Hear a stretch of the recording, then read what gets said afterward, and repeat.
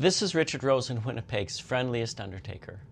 In our last blog and video, we introduced green burial and briefly outlined its 5 principles. Today we're diving deeper, exploring the principles, their roots in tradition, and why they matter for creating a sustainable future. We're grateful to draw on guidance from the Green Burial Society of Canada, whose insights continue to inform sustainable death care practices across the country.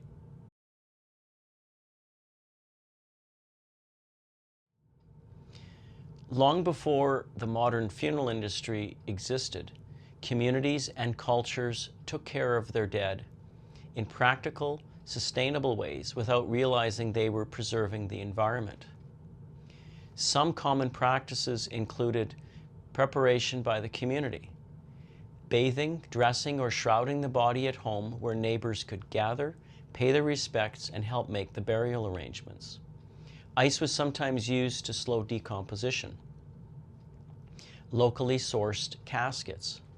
Carpenters crafted simple caskets from nearby wood long before hardware stores existed. Practical graves. Graves were dug by hand, with depth determined by soil type, water table, and natural conditions, far from the myth of 6 feet under that we often imagine today. Interestingly, what we now call a traditional funeral would look very different to our ancestors. Modern practice such as funeral homes, formal viewings, hearses, and concrete vaults are far from the sustainable approach our ancestors naturally practiced.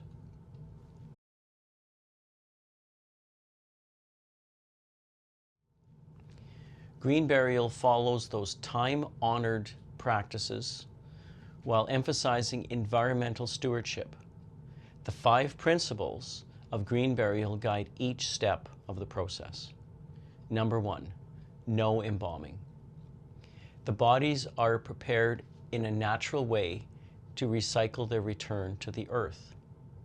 Even without chemicals, the body can be cared for in a dignified way.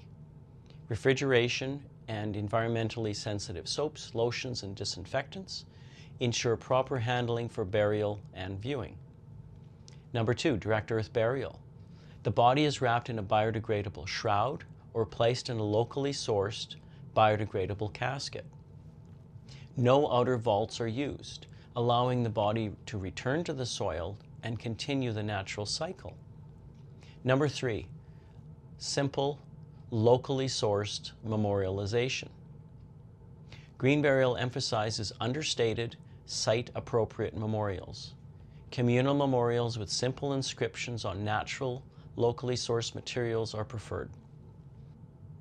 Small handcrafted monuments from local materials are also acceptable.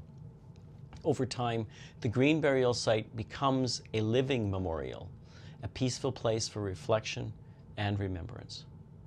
Number 4, optimize land use.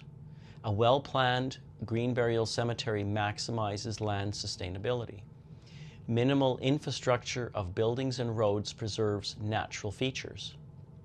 Grave placement respects trees, roots, and soil conditions. A sustainable and common practice in many parts of the world is the reuse of graves. It is slowly being adopted in Canada as land within cemetery becomes scarce. Cremated remains may also be accommodated in areas where full body interment is not feasible.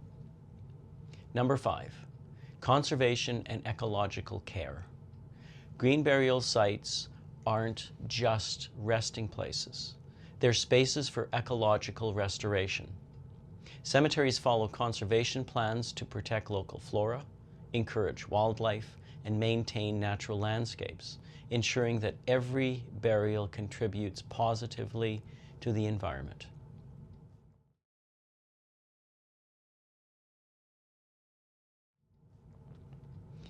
Choosing green burial is about gathering information and making thoughtful decisions, not rushing in moments of urgency.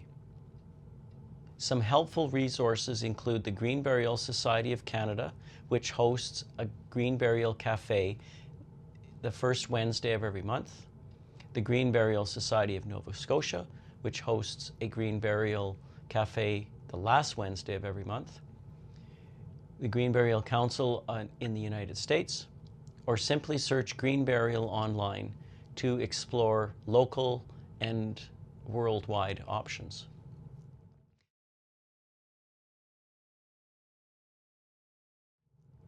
Start the conversation today. Your end-of-life choices can leave a lasting impact on both your community and the environment. If you're curious about green burial in Winnipeg or other areas in Manitoba, give us a call at 204-219-1126 or email richard@richardrosen.ca. Thanks.